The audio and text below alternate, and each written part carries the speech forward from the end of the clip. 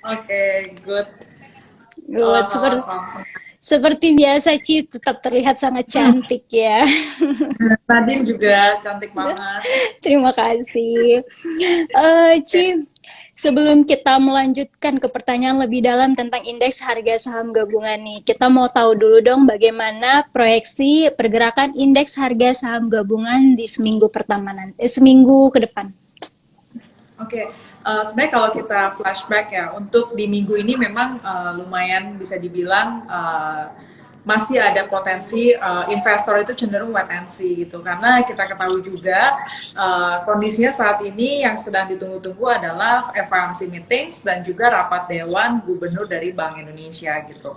Jadi mungkin kalau teman-teman yang hari ini trading, ini kelihatan banget bahwa di sesi pagi tadi IHSG sendiri cenderung sideways dan nggak kemana-mana gitu, dan banyak mungkin kalau buat trader yang udah sempat untung, udah sahamnya rally begitu kencang, hari ini tuh banyak banget yang justru cenderung pada profit taking gitu. Jadi that's why kelihatan banget bahwa ISG sendiri nampaknya ini masih ada yang ditunggu gitu. Tapi kalau kita lihat secara overall year to date, sebenarnya ISG sendiri mencatatkan kinerja yang sangat baik di bursa Asia.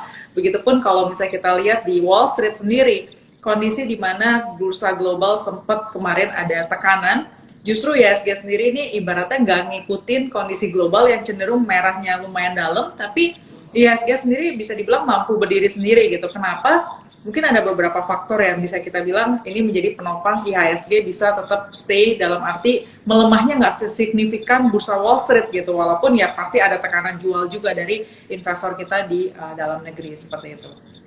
Iya, oke, baik. Jadi masih rawan untuk taking profit ke depannya ya, Ci, ya. Untuk satu minggu ini masih kita wait and see dulu ya.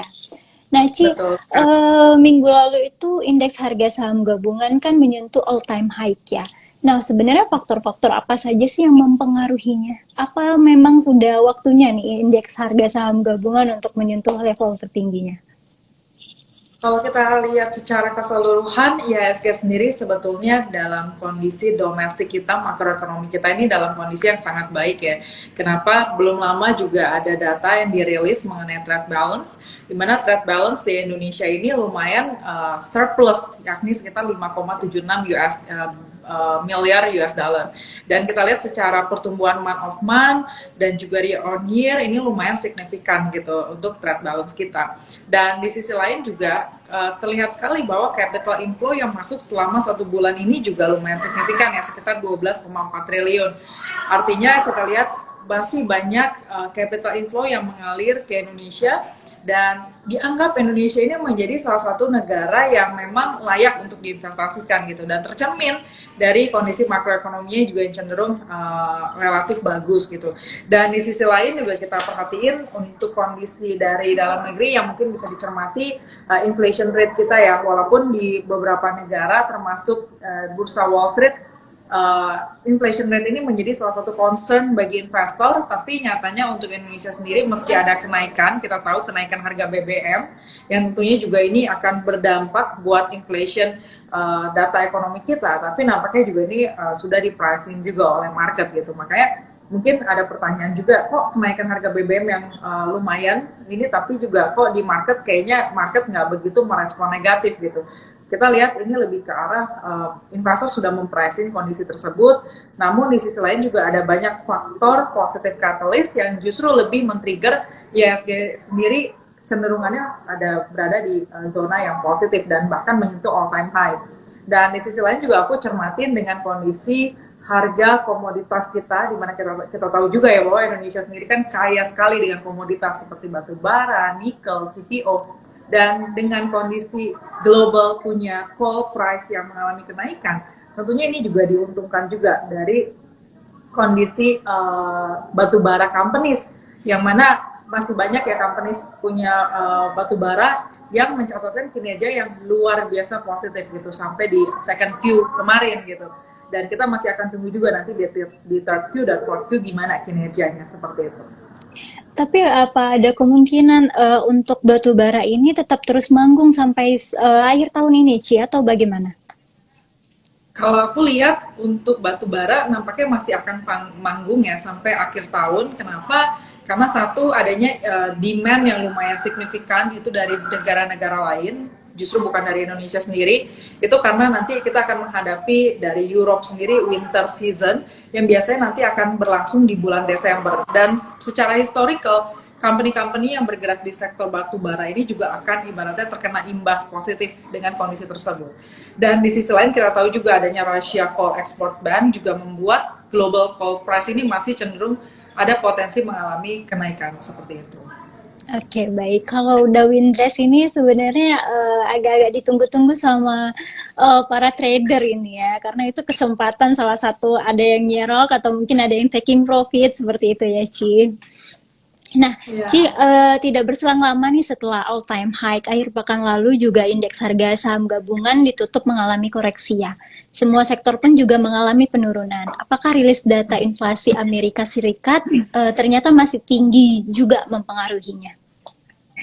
Ya, tentunya karena kita tahu bahwa inflation yang kemarin terjadi di bursa Amerika ya, kita tahu data yang sudah dirilis itu juga kan ternyata tidak lebih baik dibandingkan konsensus yang diprediksikan gitu. Di expect bahwa inflation rate di US itu mungkin akan berada di kisaran level 8,1%, tapi ternyata berada di 8,3%. Padahal sebenarnya kalau kita tarik mundur di beberapa bulan sebelumnya, di bulan 2 bulan dibandingkan bulan sekarang, sebenarnya inflation saat itu oke gitu, jadi nggak gitu worse banget. Tapi karena konsensus sudah menetapkan bahwa kemungkinan prediksinya akan jauh lebih baik, berada di 8,1, makanya market lumayan merespon negatif gitu.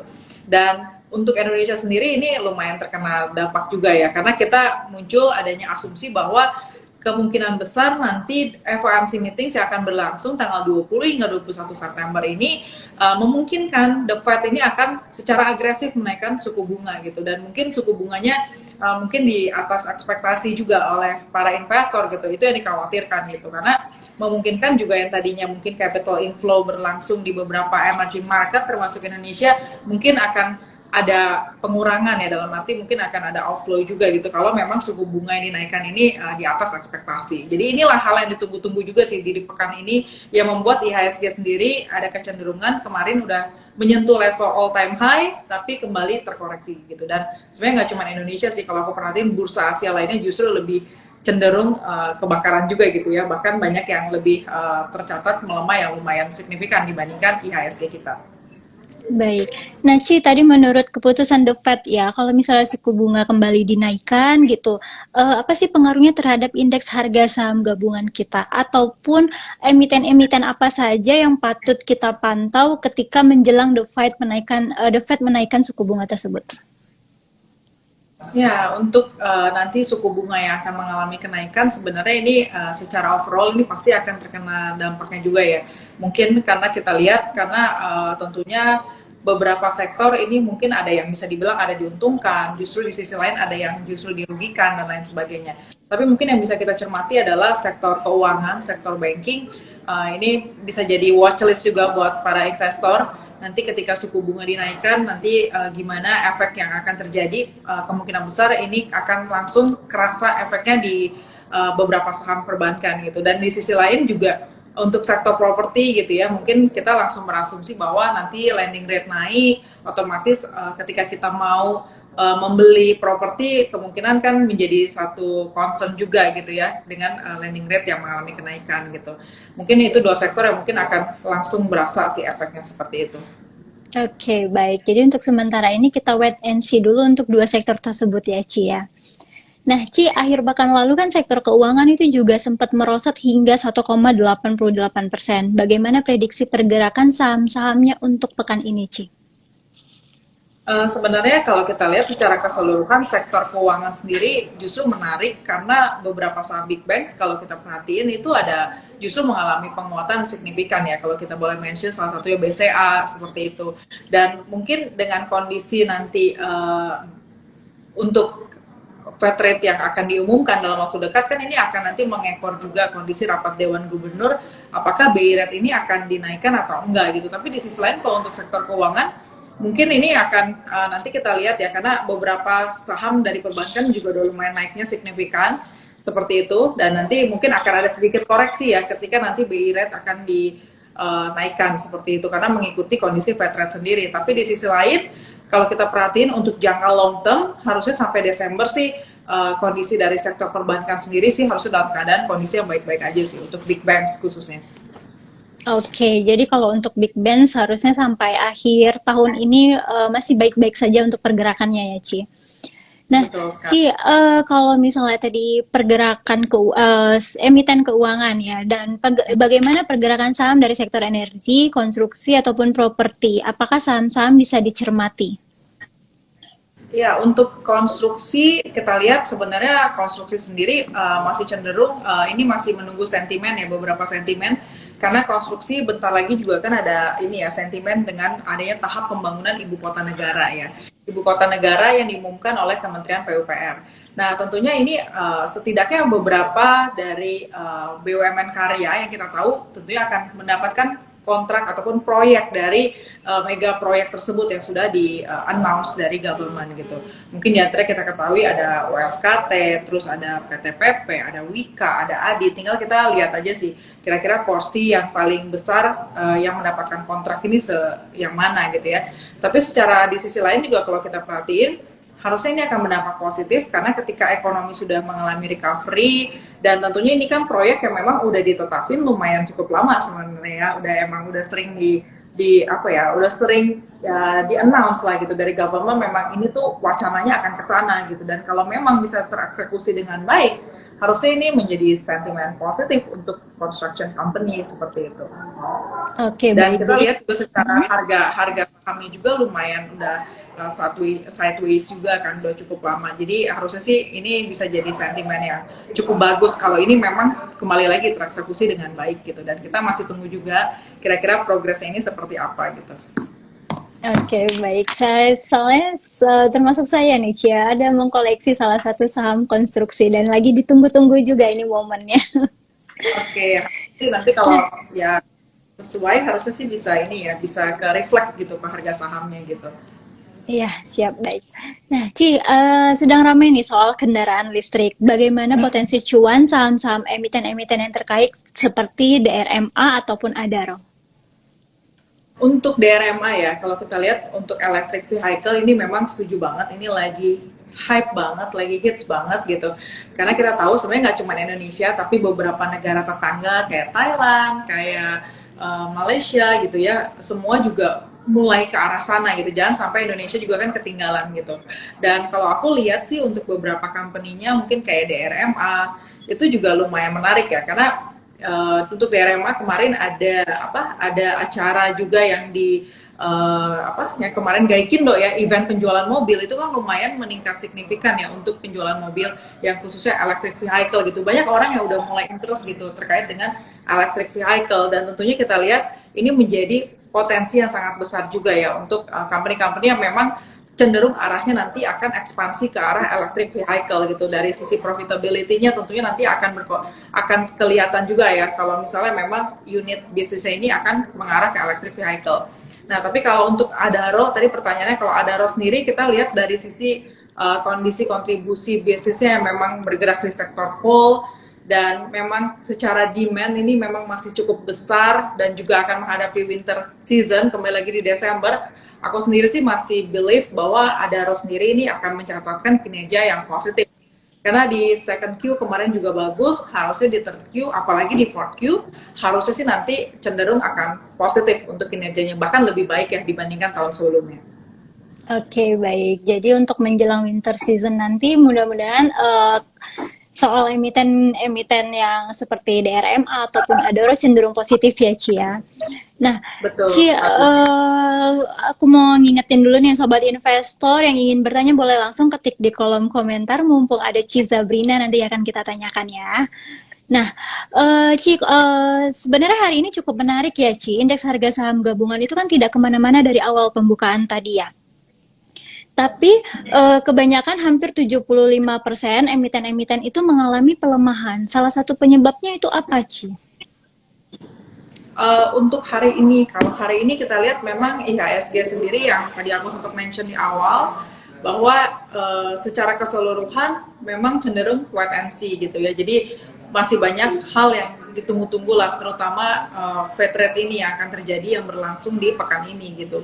Dan kalau untuk saham-saham yang udah rally, yang udah lumayan naiknya signifikan selama beberapa minggu yang lalu, aku lihat sih cenderung dilakukan adanya profit taking gitu. Salah satunya mungkin kalau aku baca komen banyak banget yang mention Bumi, BRMS gitu ya. Pokoknya saham-saham bakery gangs itu semua justru ada koreksi lumayan signifikan hari ini ya. Banyak juga yang ARB juga gitu.